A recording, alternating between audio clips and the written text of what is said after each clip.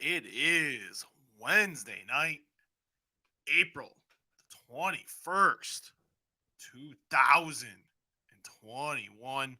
May 5th. Happy Cinco de Mayo, everybody. I am Stephen Muehlhausen from DAZN, combat sports reporter extraordinaire. Daryl Rivera not joining us tonight. Daryl recovering from his second COVID-19 shot. And good Lord, I know how that feels. I just had that done. I swear to God, it's not fun. So if you have not gotten your first shot yet, trust me. If you're not gotten your first, know your second. You're not looking. You don't look forward to the second one. That second one sucks. It sucks bad. I woke up yesterday morning just feeling like horse manure. I haven't felt like that. And I'm not a guy, full transparency, I'm not a guy that really gets sick. Really not. But man, I felt like crap. And that wasn't fun. I don't wish that second shot on nobody. Had the chills. I was tired. I had everything. I had a fever. Everything in between. That second shot sucks. So Daryl, and bad headache. Daryl's not doing well. So we will have Daryl back on hopefully later this week, as I hope he gets better because that shit is not fun. But this is the Walkway to Fight Club. I am Stephen Muehlhausen, recapping, and you see it at the scroll, Blood and Guts from Daly's Place out in Jacksonville, Florida. We're going to talk about that. We're going to talk about Daniel Bryan. We're going to talk about a cool podcast that's coming out tomorrow. You guys are going to want to listen. A couple cool things that have already been released this week. A great podcast with Jeff Jarrett. Talks about his new podcast, My World with Jeff Jarrett, along with Conrad Thompson.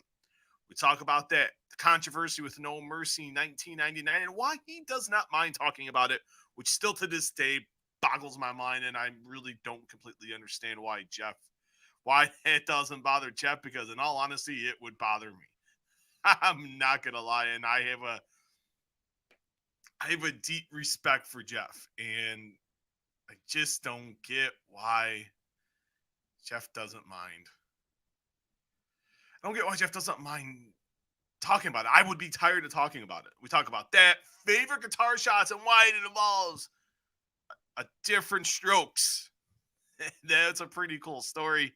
Talk about that and a whole lot more.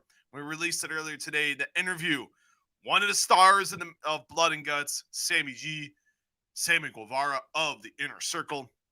We talk about the match, how he was going to prepare for the match after a 105-day return. The influence of the man he saved tonight, Chris Jericho. Does he feel he has the it factor? Is he one of the four pillars of AEW? And he goes in detail, first time, the whole situation with Impact Wrestling and his frustration on that and why he feels like 100% he got a bad rap out of that whole ordeal. It's real simple, guys. Find those podcasts.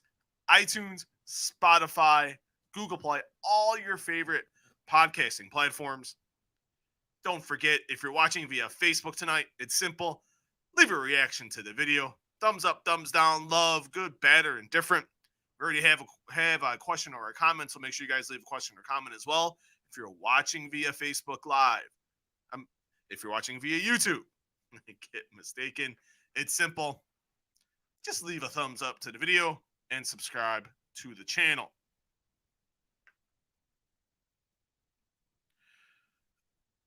Matt Ward, from what I saw on Facebook, the undercard matches were not taped live. They were not. This is what I know. They were taped. A couple of those were live. The ones that were taped live were Cody and QT Marshall. That was definitely live. And the tag team match was live. So I don't think the Omega match was.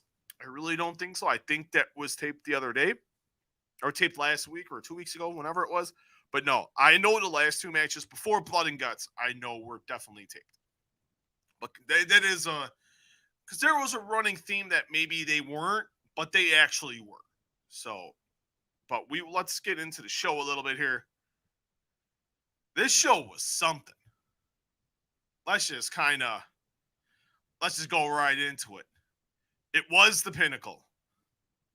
It was the Pinnacle led by MJF, Wardlow, FTR, Dax Harwood, Cash Wheeler, and Sean Spears with Tully Blanchard outside against the Inner Circle, Chris Jericho, our new buddy, Sammy G, Sammy Guevara, Santana, and Ortiz, and the powerhouse, Jake Hager. The winners, the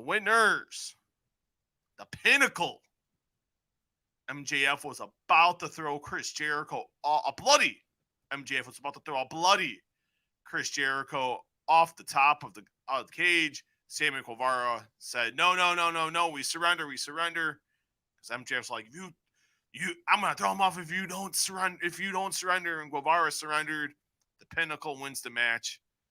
And that bastard, that, as Tony Schiavone said, that piece of shit, Maxwell Jacob Friedman, threw Chris Jericho off the top of the cage. I liked the match.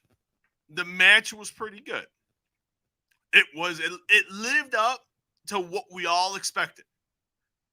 I thought it was cool. We had blood. Guts were shattered, splattered. We seen the pine wood under the ring ropes taken off, baseball bats. We seen barbed wire. We seen a little bit of everything tonight. And God, Bali, it was fun. I love the announcing. I want to give Tony Schiavone, Excalibur, and Jim Ross their props. The announcing really helped sell this match too.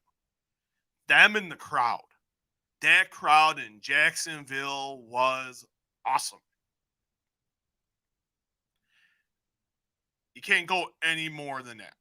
That was a great crowd. That's a crowd, like the crowd, like I wish we'd get that more at WWE. But AEW has, I keep saying this, they don't insult the fans' intelligence. Unlike what we see on WWE television, a lot of insulting of the audience. And that's why some people are that's why a key person's more than likely leaving. One of the reasons why. But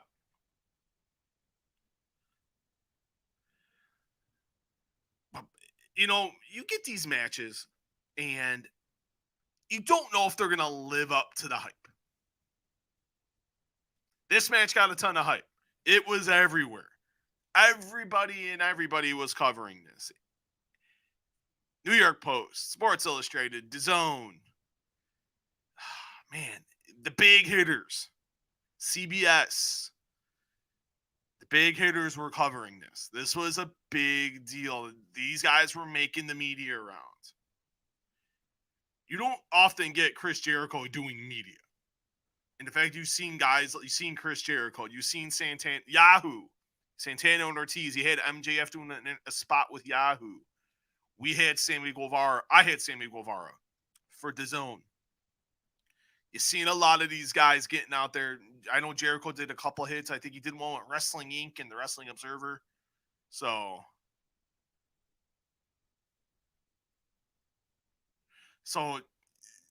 it was Tony Khan, I know, was on Busted Open earlier today on Sirius XM. So a lot of the match got a lot of hype, and I think this will probably be their biggest rating of the year. One of the biggest ratings of the year. I got to remember, we're only in May. So But I thought as a match, show was pretty good. This match was awesome. It is the best TV match I've seen this year, and I've seen a lot of good TV matches. This was the best, and it's not even close. We've seen everything. I really loved one of my favorite, and the star of the match to me was Sammy Guevara. You could tell Sammy was anxious. He hadn't been in the ring in 100. It was 105 days, and he wasn't happy with not wrestling for 105 days. And he let it all hang out tonight. As he said, you can find the podcast in the archives. Sammy said he was going to go out there and he was going to steal the show. Well, goddamn, Sammy Guevara, you stole the motherfucking show. Bravo, sir. And you could tell he's going to be a megastar. He has everything that you want to be a top guy. You really, really do. So I thought he was fantastic. I thought another guy that looked really well tonight was Wardlow. Loved him tonight. He was fantastic. Powerhouse City. He had that one clunky spot near the end with Hager. I think that was at the point where both guys are exhausted. And I was like, God. So, that makes sense. You got big guys doing that. So I thought that was well done. I really liked what I saw from both guys there. I love seeing the blood. I don't know, it just gives like a match like that. You don't see that in WWE. It's like, come on, let's see some blood. Let's see something. This is supposed to be War Games. God dang it, give me some blood. Don't insult my intelligence. And that's the one thing I love about AEW. They do not insult your intelligence. They take this seriously. So let's before we answer some questions here, Matt Ward, thank you so much. We'll read that in a minute. Sammy earned my respect tonight. Absolutely. Sammy Guevara he stepped up and showed out. He really did. That was the person I was so impressed with tonight. I'll have to message him and tell him, man, you freaking just knocked it. Because he was spectacular. And in a match like that, you always have one or two guys that really stand out to you. To me, it was him and Wardlow. You saw FTR bleeding, Jericho, MJF. I love that. In a match, you don't want to overdo it. And there's times I feel like AEW does overdo the blood. But in a match like this, it makes sense. So that's why I was like, you know what? If they all 10 guys would have blood, I've been like, sign me the hell up. Let's go. But no, I thought it was extremely well done in that aspect. But Sammy Guevara definitely saw the good, and we're going through the good now. Like I said earlier, the announcing. JR, Tony Schiavone, Excalibur, fantastic job. Really did a great job selling the match. Really, really impressed. The crowd, Jacksonville showed out tonight. Great job by that crowd. That crowd really gave you got you extra excited to want to see what was actually going to happen. And that's what you're looking for. You want like that genuine excitement, and that's what they did. And I thought that ended up being very well. I thought that was fantastic. And just you could see how much they were into the match. And that's what you're looking for in a situation like that. We got another comment here. I love how Sammy and Ortiz and Santana did the double spike pile driver. That was beautiful when FTR had undone the mat and they had the pine, and Santana and Ortiz had the pile drivers ready and the double spike onto the wood. Well done. And Santana did it later on in the match just for good measure to Cash Wheeler. So that was pretty cool. That was also another really good spot. They made the most of the stuff they had. And that was extremely well done, I thought. And that's how you got to do matches like that.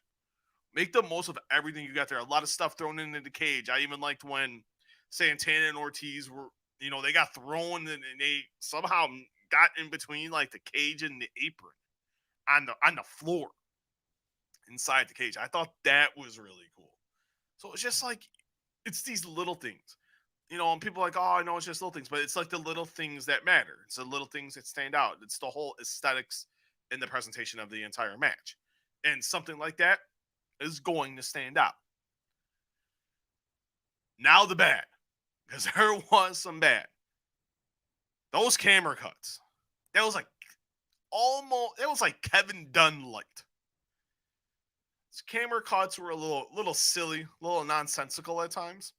Especially I thought it was more towards the beginning.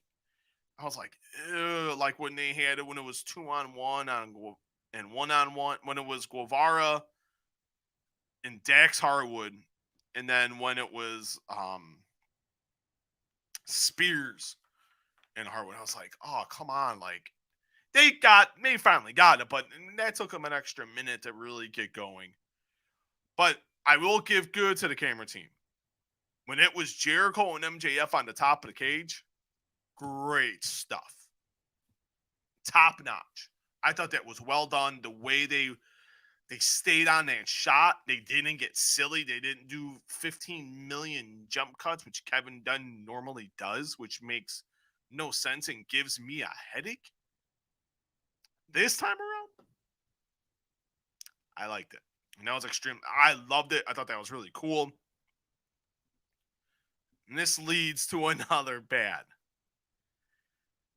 I like the fact that MJF still threw him off the top of the cage. Because that's just a total heel and dick move. And then you got Shivani calling him a piece of shit. I thought that was the line of the night.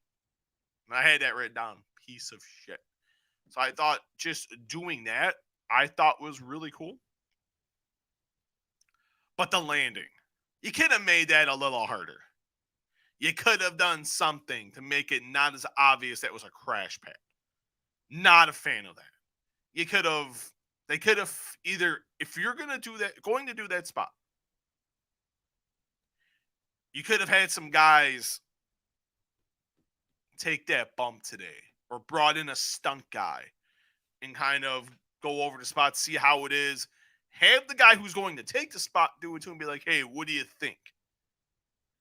You practice something like that. If you're having Jericho do that spot, which I thought was the right move, that was Undertaker doing that to Rikishi 2000 Armageddon Hell in a Cell in the 6-pack challenge for the WWE title. I thought that was some weak sauce. You could have, if you're going to do that, you either you do that or you do something completely different. You have to. You could have figured out a way. There's a lot of smart people in AEW, including the men that involved the spot, especially Chris. You could have came up with something. You could have done something better if you weren't willing to take a little bit of a harder bump. Then come up with a better finish. It could have been done. Because you could have gotten the same result. You could have had the whole inner circle get a beating. You could have had them all handcuffed. You could have done something along that, Jess, and they're beating the living tar out of Jericho, and he's getting his ass whooped with every weapon, and blah, blah, blah. And you could have done something like that. I just came up with that now. And they're getting paid a whole lot more money than I am to book that. So, but I thought that was something that I thought that was pretty bad in the match. Another thing that was bad.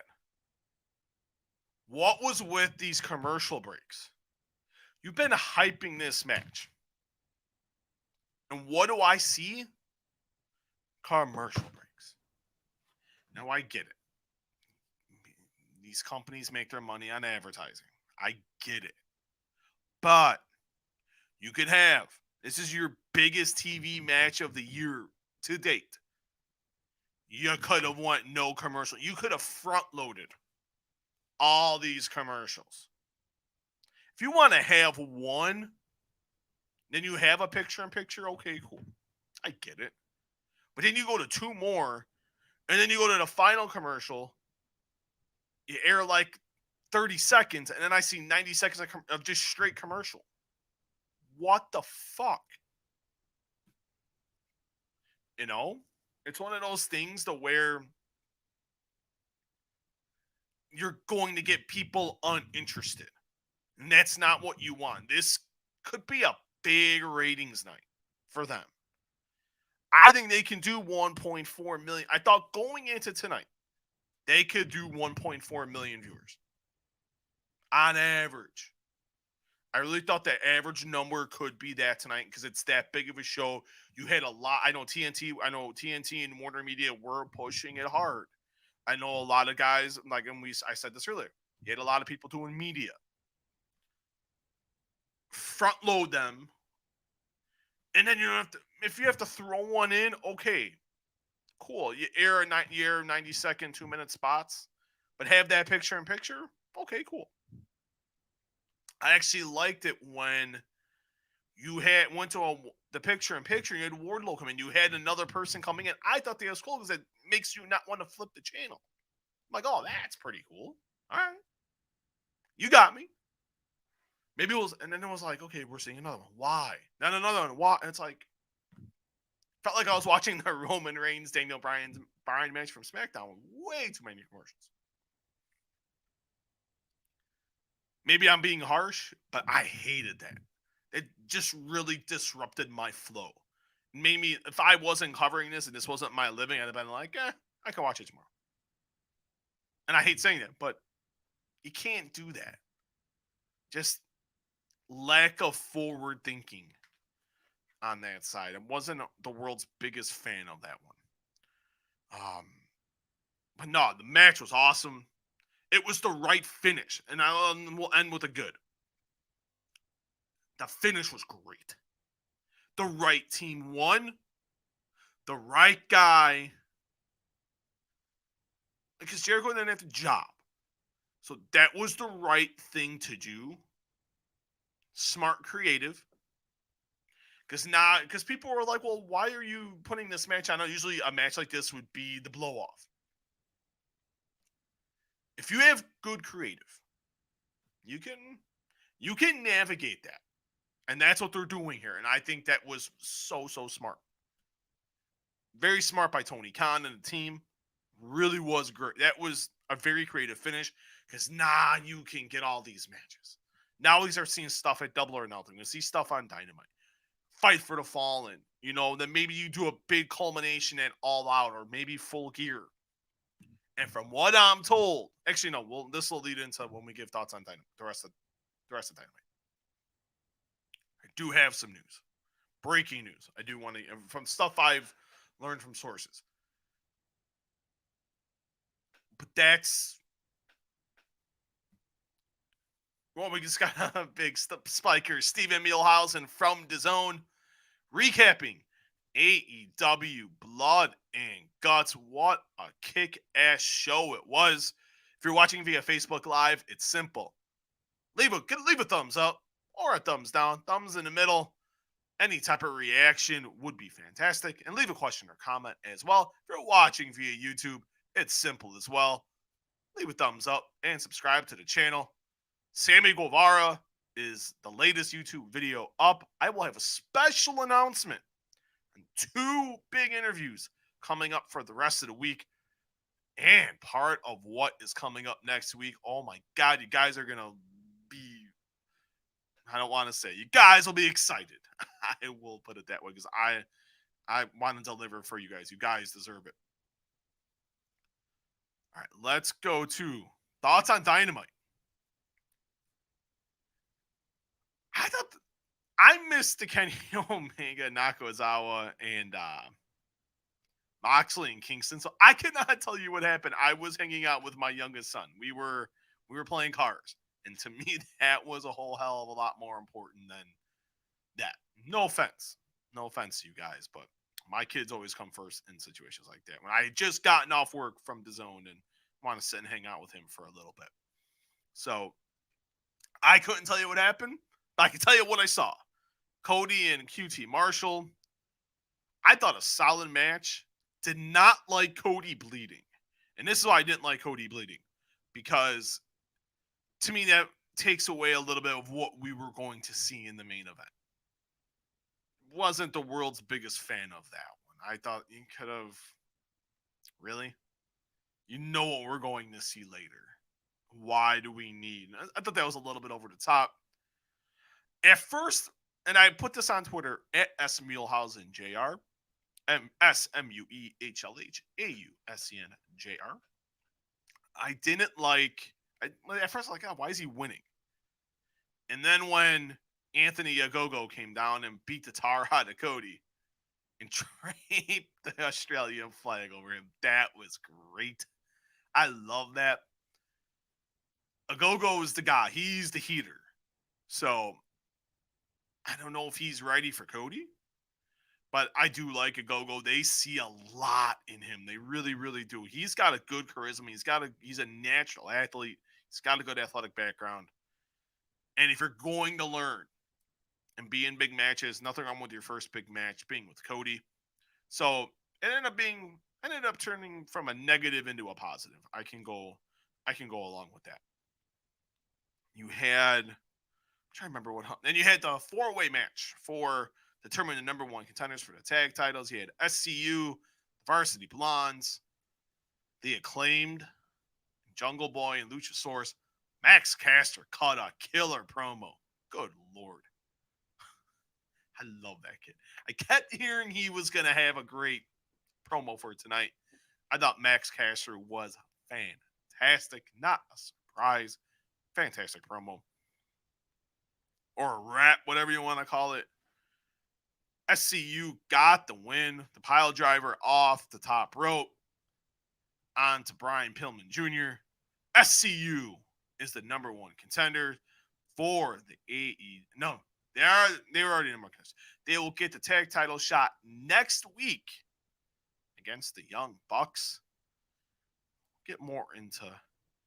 And then we saw Darby Allin get beaten down by Scorpio Sky and Ethan Page. After they beat down him and Sting last week, I thought that was a pretty good beating. I was a fan of that one. And then we had Miro come out and do an interview with Tony Schiavone.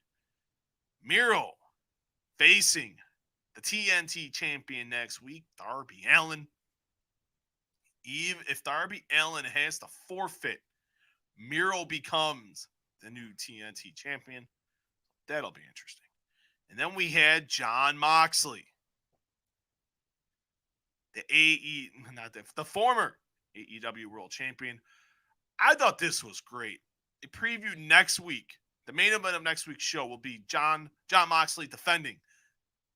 Think of this, guys. The IWGP United States Championship against the legendary Yuji Nagata. Had New Japan highlights of the guys Moxley's beaten to retain the title. Had a big highlight package of Nagata. Had Nagata cut a promo. Moxley cut a promo. Oh,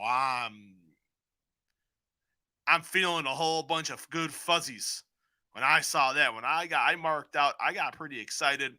That was well done. I like what New Japan and AEW are doing right now. That is how you do this.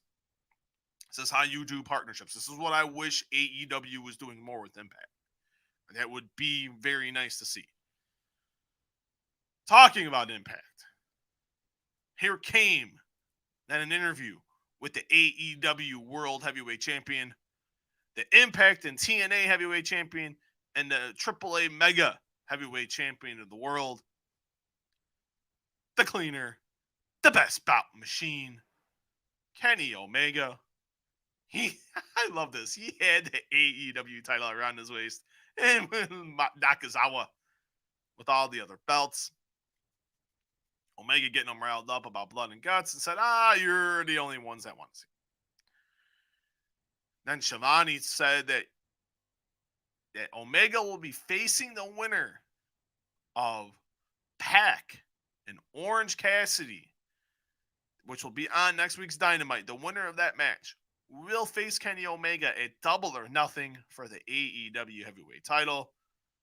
Omega putting Pac over, saying he beat me in multi-man tag matches. He's beat me in singles matches. He's pinned me. He's made me submit. And here came Orange Cassidy. And Omega just ran his ass down, saying he's not worthy of being in the spot. And I loved Orange Cassidy's just gave him that blank stare. He's like, I don't know why people like you, but you're very popular. Took off the sun, put over the Ray-Ban, limited Ray-Ban's glasses, by the way. Took them off him, put him on Nakazawa, which was pretty funny. Crowd was going nuts for Orange Cassidy. If I'm AEW, and this is just me, if you were thinking of going with Pac, and there would be nothing wrong if you did, but if we're in the pay-per-view selling business, which they are, I'm going Orange Cassidy and Pac, and Orange Cassidy and Kenny Omega for the AEW title. Why not?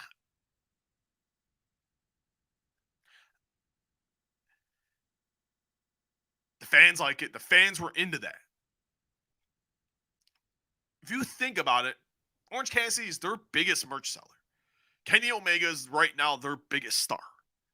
He is their world champion. Why not go that route?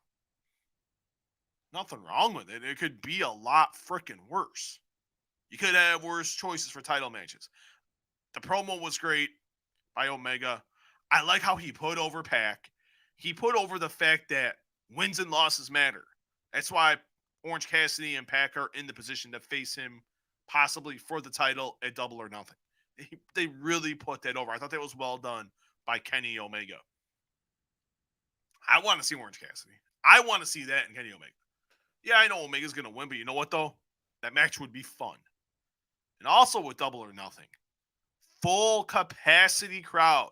The first AEW event that will have a capacity crowd. Tickets go on sale, I think, Friday. They're going to be doing a Dynamite on Friday and then a fan convention on that Saturday.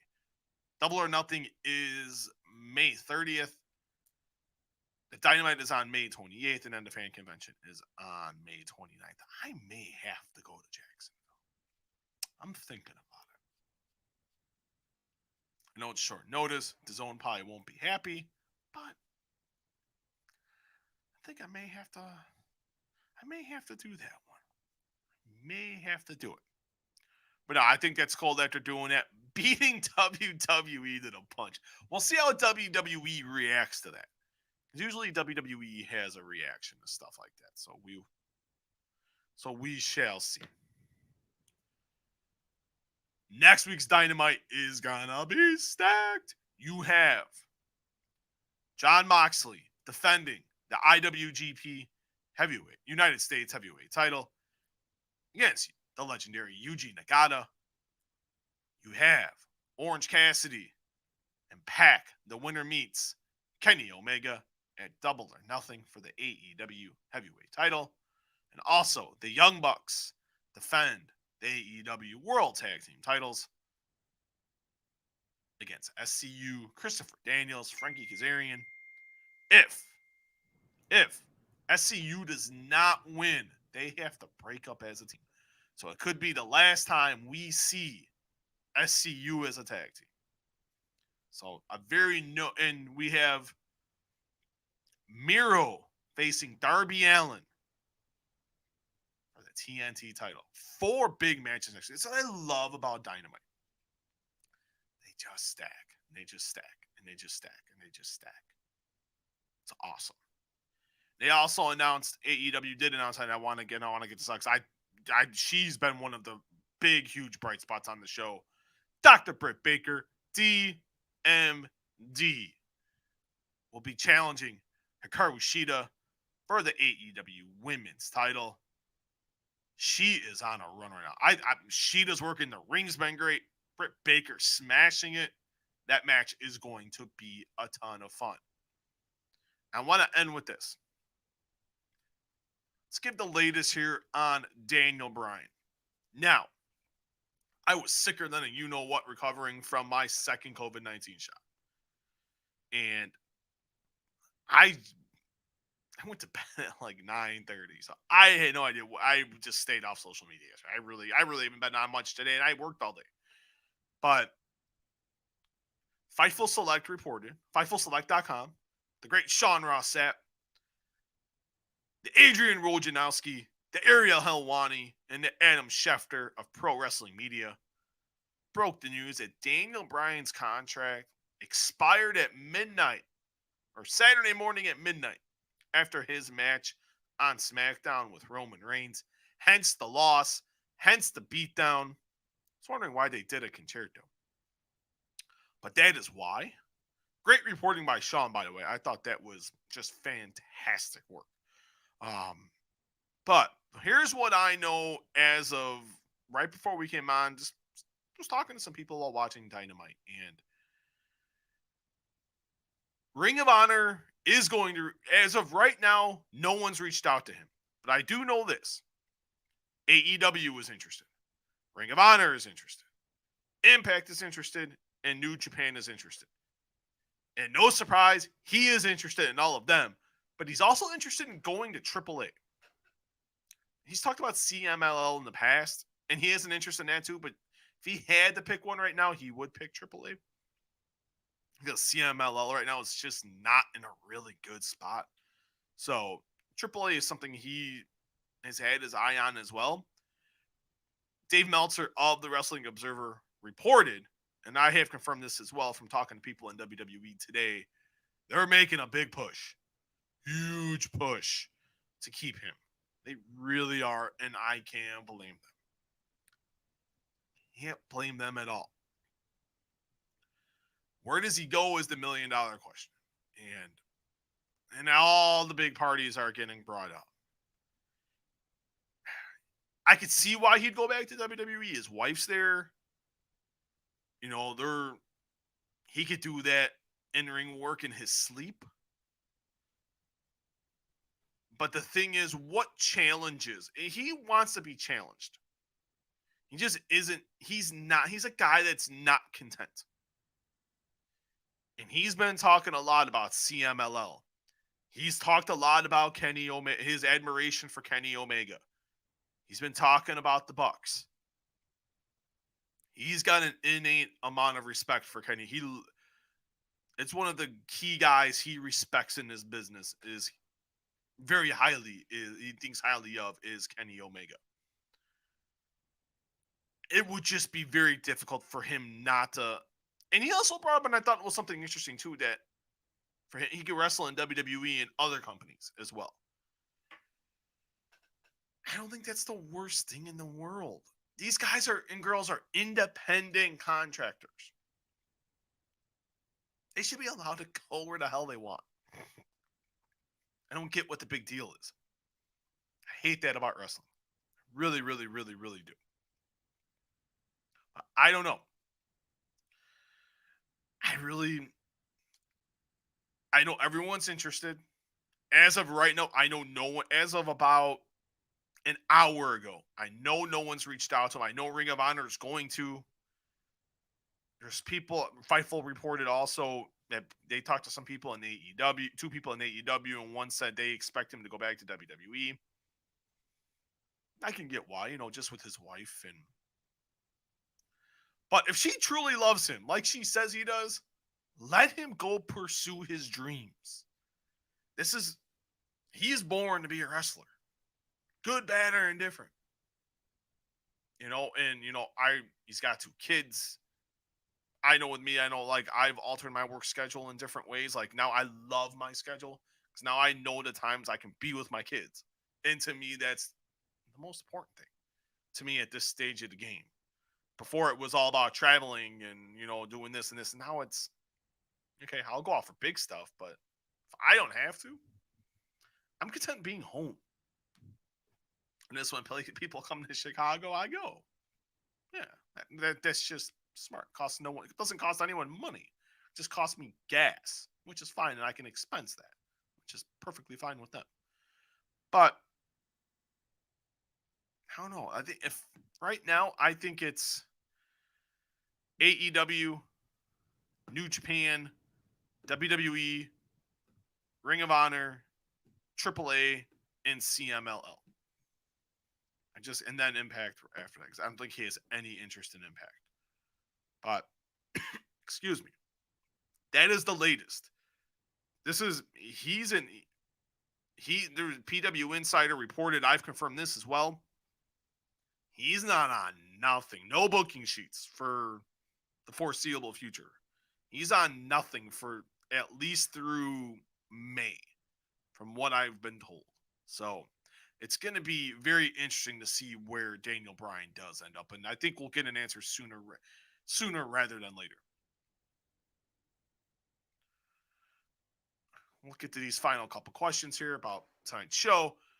Matt Ward, could AEW do another Blood and Guts match between the Elite and Bullet Club once travel restrictions are out? Well, look at you booking, fantasy booking. I thought about this. I've thought about it a lot, actually. I can see it happening. I really can. Once these travel restrictions ease up and everything gets back to, I know Japan they're going through an outbreak right now. They've had like 8 wrestlers have had to be off shows. But they had some big shows this week. Like 6 talents, including Okada, they weren't able to get cleared due to COVID. So that one's going to be a while. If everything eases up, everyone gets vaccinated and gets kosher, then absolutely. But this isn't a thing I would do more than twice a year. You don't want to totally bastardize this like WWE does, where they do like 16 Blood and Guts Hell in a Cell matches a show and 3 Money in the Bank matches and all these TLC matches, and 1 or 2 a year, cool. Anything more than that, no, you don't do. But that is one I can definitely see happening. Last question. Orange Cassidy did beat a former AEW champion, so it wouldn't make sense to give him a shot at Omega. He did. He beat Chris Jericho. That is very true. I would go with Orange Cassidy. Like I said earlier, I think he's very over. He's got a big fan base. He's their biggest merch guy right now, still. So he's got a lot of momentum. He's over with the fans. If you're going that route, this is the route I go. No offense to Pac. You give Pac a shot. Not right now. But I would, or you give him like a fight for the fallen. You can go with Pac very easy. But I like the idea here of Orange Cassidy and Kenny Omega for Double or Nothing. And that is it for today. Thank you to everyone who watched. Thank you so much. It really means a lot. It's greatly appreciated. You can watch. If you're watching via Facebook, it's simple. Just leave any reaction, a thumbs up, thumbs down, good, bad, or indifferent. Leave a reaction to the video. Also, if you're watching via Facebook, watching via YouTube, it's simple. Give the video a thumbs up and subscribe to the channel. Sorry about that. You can find you can find Walkway to Fight Club on Facebook. It's simple. Just type in Walkway to Fight Club, like and follow the channel. Also, we have our YouTube channel. Like I said earlier, just subscribe to the channel and give a thumbs up to all the videos. Also on Twitter at Walkway Fight, and also on Instagram, Walkway to Fight Club, all in lowercase letters. The big surprise is coming up tomorrow. The special counsel to the tribal chief for the reigning, defending, undisputed, uncontroverted. I tried to figure out what that word means. I still don't know. For the Universal Champion, Roman Reigns, the one and only Paul Heyman. Talk about the special SmackDown Go Big episode coming up on Friday on Fox. Talk about that. Talk about, is Roman Reigns already the GOAT? If he's not, what does he need to do to get there? His thoughts on Cesaro. And I thought very, very intriguing thoughts in regards to Cesaro. Is Drew McIntyre versus is Drew McIntyre versus Roman Reigns the biggest match WWE can make for WrestleMania 38 at AT&T Stadium in Arlington, Texas. And also, the possibility we end up with Roman Reigns against Paul Heyman's, also a Paul Heyman guy, also a Paul Heyman client. The guy who's in Saskatchewan, who loves being on his tractor and loves doing farming, the Beast, Brock Lesnar. Very interesting. We talked to the Heyman Hustle. And then on Friday, the Cowboy, Donald Cerrone, returns co-main event UFC Fight Night against Alex Morano. It's been a wild ride for Cowboy getting the Saturday night. We talk about that. His thoughts on Diego Sanchez and that controversy. And he get his son's favorite movie. And we talk about his mental state going into the fight with Conor McGregor and where he is at right now. So a Cowboy that I haven't heard in a very long time. So it was good to hear from Donald Cerrone. But thank you to everyone who watched. And also, don't forget, you can find the podcast. Rate, review, download, subscribe. Those are all important, guys. You have to do that for this continue to be free. Because I don't want to be charging money. I really don't want to do that. There's other places that do that. I'm not a big fan of that idea. So rate, review, download, subscribe to the podcast. This podcast will be up tomorrow morning and the Paul Heyman interview will be up at 3 Eastern. So make sure you guys listen to that as well. Paul Heyman tomorrow, Donald Cerrone on Friday. Thank you guys so much. This is Stephen Muehlhausen. I'll talk to you guys later. Peace.